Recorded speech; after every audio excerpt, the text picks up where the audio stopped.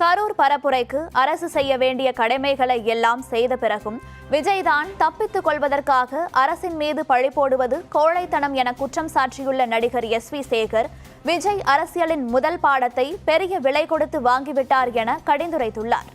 கரூரில் இந்த 41 பேர் இறந்து போனதுக்கு பிறகு ஒரு சுமார் 36 மணி நேரம் கழித்து ஒரு வருத்தமான முகத்தோட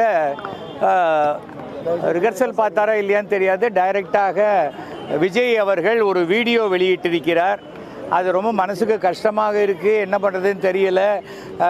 என்ன வேணால் வீட்டில் எங்கே வேணால் கைது செஞ்சுக்கோங்க, என் தொண்டர்களை விட்டுருங்க அப்படின்லாம் உருக்கமாக பேசியிருக்காரு. இது ஒரு நடிப்பாகத்தான் பார்க்கப்படுகிறது பொதுமக்கள் கிட்ட.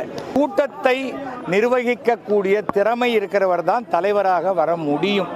அதை தெரிஞ்சுக்கணும். எல்லாத்தையும் அரசாங்கத்தின் மேலே தப்புன்னு சொல்லி தப்பிச்சுக்க முயற்சி பண்ணுறது மிக கண்டனத்துக்குரிய ஒரு விஷயம்.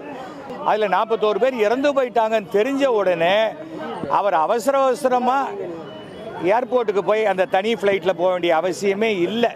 கரூர் ஹாஸ்பிட்டலுக்கு அவர் வந்திருக்கணும்.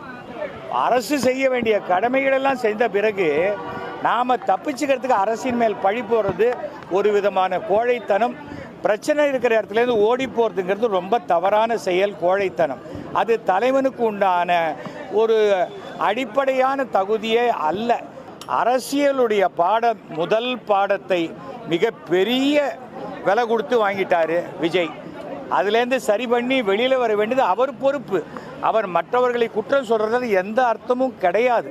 அதை தெரிஞ்சுக்கணும். முதல்ல தமிழகத்தினுடைய கிரவுண்ட் ரியாலிட்டியை தெரியாமல் இங்கே வெறும் கூட்டத்தை மட்டும் வச்சு அரசியல் பண்ண முடியாதுங்கிறத நான் தெளிவாக தெரிவித்துக் கொள்கிறேன்.